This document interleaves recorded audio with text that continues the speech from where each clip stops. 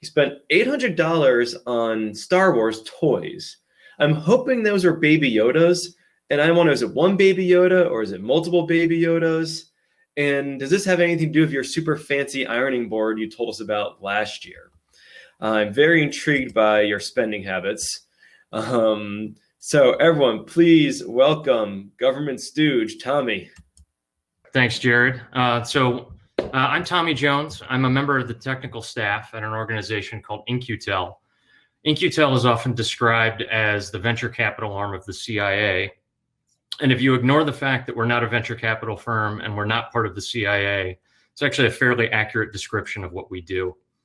What we are is a nonprofit strategic investor, and we invest in technology startups on behalf of US intelligence agencies.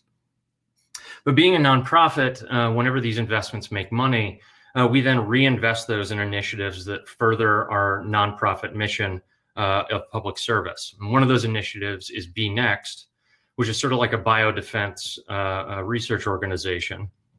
And so I'm sure you can imagine over the last year, almost, they've been pretty busy with coronavirus stuff.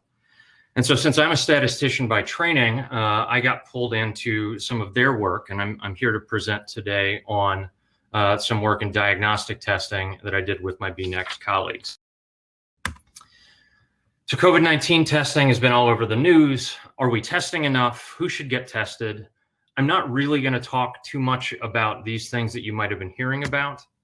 I am going to talk about testing errors, however. I'm also going to talk about the FDA's emergency use authorization. So there's been an EUA in place for COVID-19 diagnostic tests since about February 4th of this year. And if you want to go research on these tests, what you would do is you would go to the FDA's website, you would scroll to find the test that you want. And then if there's particular information about the test, say what sort of platforms it's compatible with, or what sort of clinical evaluation data did they report, you'd have to scroll through this PDF to try and find that information. And every PDF is different because the manufacturers themselves produce them, so they're non-standardized forms. So we built an application to help with sort of researching these tests. I'm going to talk about that. But first, let's back up a little bit. We'll start with a primer on COVID-19 diagnostic testing, just so we're all sort of on the same page. And then I'm going to talk about, why tests fail. Why do we get false positives? Why do we get false negatives? Before turning our attention to this application that we built. The front end is in Plotly Dash. The back end is, at least for the calculations, is programmed in R. So there's three major types of coronavirus tests. The first and most common is the molecular PCR test. You probably heard a lot about it. That's the one where you get the cotton swab shoved up your nose to collect a sample. They ship that off to a lab for processing. PCR tests measure the presence or absence of the virus directly by measuring the presence or absence of viral RNA. The other two types of tests are antibody and antigen tests. I know there was a lot of press about antibody tests, particularly earlier in the pandemic. We haven't heard as much about antigen tests until the last month or two, I'd say. And antigen is a substance that's around the virus that induces an immune reaction, and the antibodies are that immune reaction. So antigen, like PCR tests, sort of measures the presence or absence of the virus by detecting something directly on the virus, whereas antibody tests are indirect. They're measuring your body's reaction in the presence of some sort of infectious disease like the coronavirus. So PCR tests and antigen tests can be used to diagnose current infection. Antibody tests are used to diagnose recent past infection. They can, in theory, be used to diagnose current infection, but current CDC guidance says that antibody tests for coronavirus are not reliable enough to make such an important diagnosis decision. The PCR tests and antigen tests are also something that can detect the presence of the virus or come back positive sooner because it can take the body a while to ramp up its antibody reaction before that can be detectable. But why do we do diagnostic tests anyways? So in a clinical setting, we probably want to answer two questions, or one of two questions. Does the person tested have the disease, or does the person tested not have the disease? To answer the first question, you need a test with a high positive predictive value, meaning if the test comes back positive, it's likely that the person has the disease. And to answer the second, you need a test with a high negative predictive value, meaning if the test comes back negative, then it's likely the person doesn't have the disease. And unfortunately, a test can be good at one and not so good at the other, or the test could be good at both, but the conditions and context in which you're testing, which I'll get to in a little bit, can affect the accuracy of that test. So this third question about population monitoring is one that's incredibly important and statistically fascinating, but it's also out of scope for my talk, so I'm just going to move on. But now we're going to turn to why tests fail. So why do we get false positives? Why do we get false negatives? And I'm going to handle each of these in turn. So this chart is got a lot going on. What it's plotting is over the cycle of infection for a particular patient that's on the x-axis time, what is the likelihood that we might be able to detect the presence of whatever the substance is this coronavirus test is testing for. And, I'm not going to walk you through every little line here, but needless to say, you can get false negatives even if you have the virus if you test too soon because there's just not enough viral load to detect, or if you test too late in the infection cycle because there's, again, not enough viral load to detect.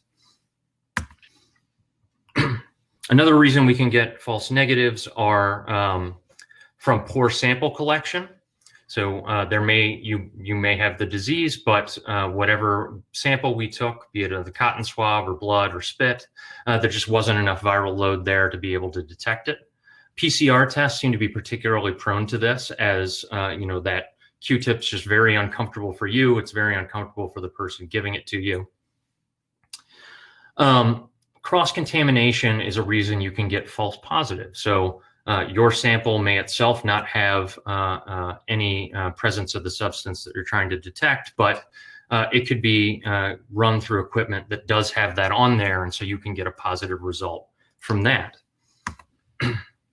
But when we turn to the statistics, this is where things get a little bit more nebulous.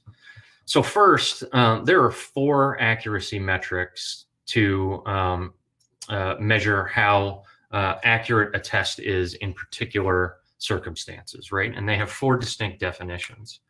I already talked about the bottom 2 a little bit, although we'll come back to them. But sensitivity and specificity are what you're more likely to hear about when people are talking about accuracy of diagnostic tests. The reason for that is because sensitivity and specificity are calculated during some sort of clinical evaluation of performance. And if they're measured well, they're just sort of immutable characteristics of the test. This is how well the test performs given these definitions. So we know what they are. But if you remember from a few slides ago, what I said was for the clinical questions that we actually care about for diagnostic testing, what we want are positive predictive value and negative predictive value, because they're that direct measure of accuracy to the thing we care about. The unfortunate problem is that PPV and NPV are calculated as interactions between the characteristics of the test and sensitivity and specificity and the infection rate in the population that's being tested, or in the case of an individual, the prior probability that that person has the disease. It's very rare that we actually know with some accuracy what the infection rate is in a population being tested. And it's impossible to quantify somebody's prior probability of infection when they walk in the door for the test. But that doesn't mean that all is lost here. This is a pretty statistically literate audience. We've probably all had the example when you were learning Bayes' rule about this curious result from diagnostic testing where when you apply Bayes' rule, the probability that you have the disease given that you got a positive result is maybe a lot lower than we expected it to be. But I think where we've failed in sort of statistics education is to draw a line from that curious result to what actually happens in the real world and why are diagnostic tests still reliable under certain conditions. On the other hand, if I can wag a bit of a finger at some in the biomedical community, I've had conversations with folks where they're just blindly accepting the test result and seeing it as this is the gold standard and my clinician judgment or other factors don't matter if you got a positive result. So what I wanted to do is spend some time here and give us some intuition about what these numbers actually mean and how they play off each other. So looking at this chart on the left, we've got positive predictive value on the y-axis. On the x-axis, we have prevalence, the infection rate, or for an individual, it's that prior probability of infection. So for a population, it's the infection rate, and that PPV is going to be basically an average of the positive predictive value across everyone who you gave a test to. That's not really helpful, again, in that clinical setting because I care about me, and I want to know, do I have the disease, given that this test result came back? So think about it this way. If I have no prior reason to believe that I've been infected, I've been staying home, I haven't been seeing people, nobody that has been around me has been diagnosed with coronavirus, I'm showing no symptoms, my prior probability of infection is quite low. I'm on the left side of this chart. However, if I've been going out, huge parties, a bunch of people I know all got sick and they got positive diagnoses and I'm starting to develop a cough, I'm now moving way right on that, where that test diagnostic is going to be pretty conclusive. I actually lived through this recently. I went in for a physical. My doctor ordered an antibody test, and I told him, "Hey doc, I have very little prior reason to believe that I've been exposed to coronavirus," and I walked him through all these statistics, and he said, that's all fine and good, just humor me. And I said, okay, fine. If it comes back positive, we're going to do another test because I think it's going to be a false positive. So lo and behold, I get a positive result for the IgM antibody, but a negative result for the IgG antibody. And so taken at face value, if IgM is positive but IgG is negative, that could be indicative of current infection, not past infection. Okay, so I started out very close to 0 on the x-axis. I get a positive result. So what that means is now my posterior probability of infection is probably about 40%. I'm going to go schedule a PCR test, and if that comes back positive, I'm starting at about the 40% line. So if it comes back positive, that is really strong evidence that I'm infected. In my case, the PCR test came back negative. That was in fact a false positive, but I hope the little anecdote has helped sort of marry the math with what's actually happening in the real world when we do diagnostic testing.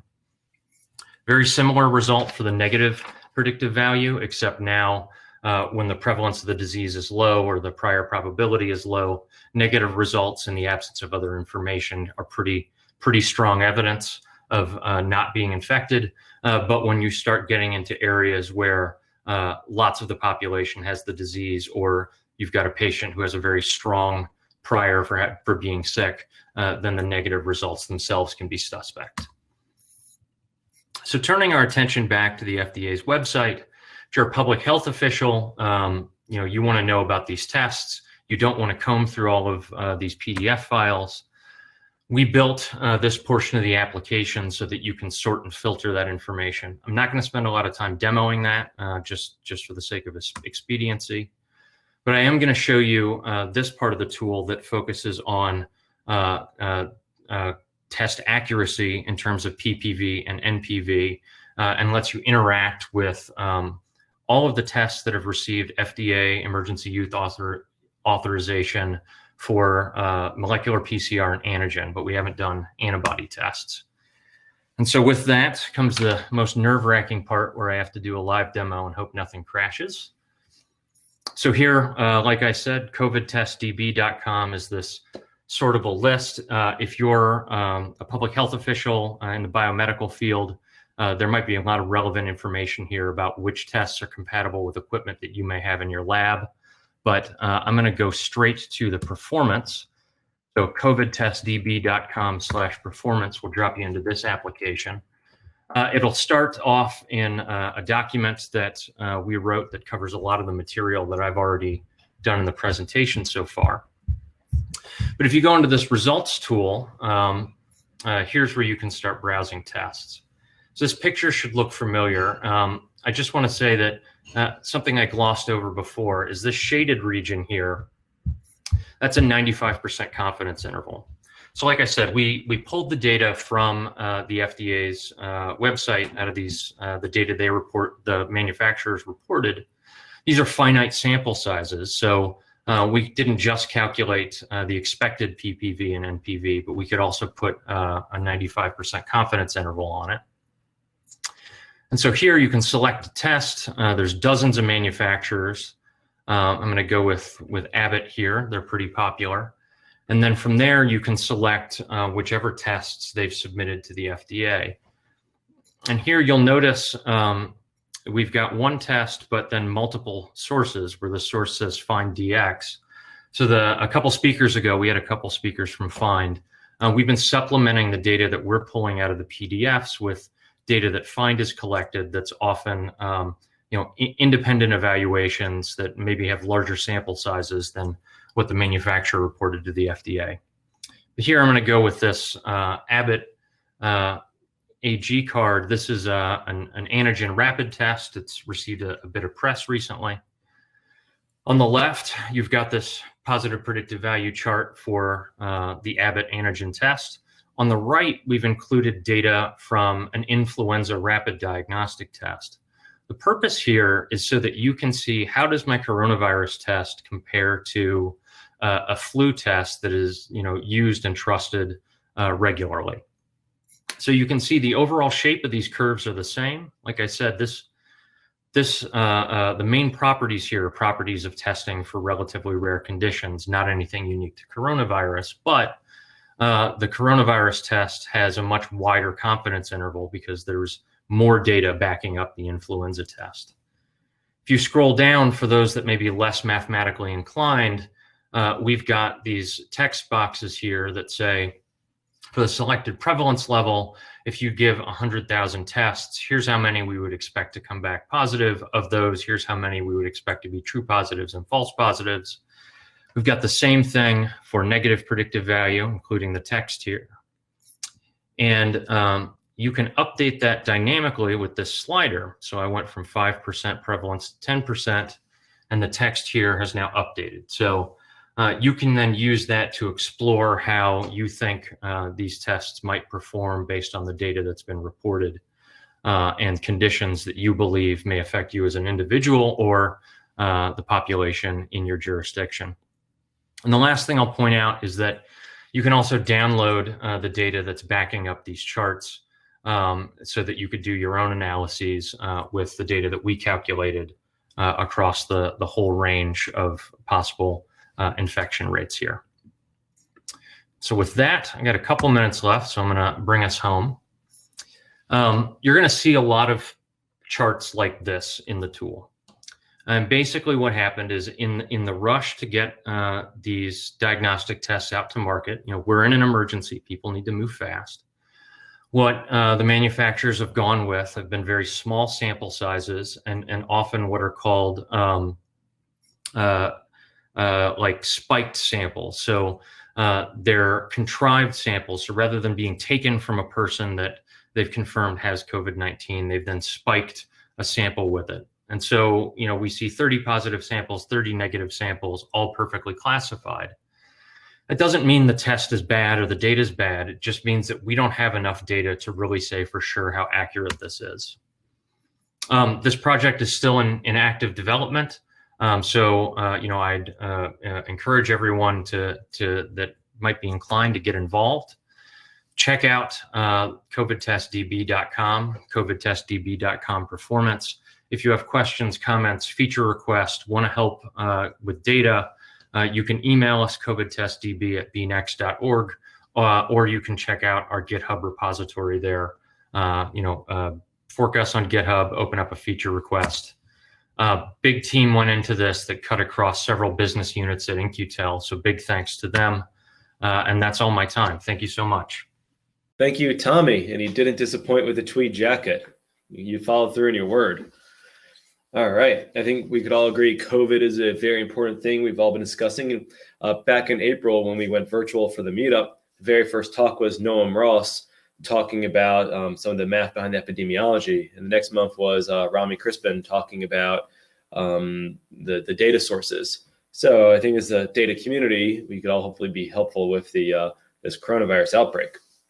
So that brings us up to the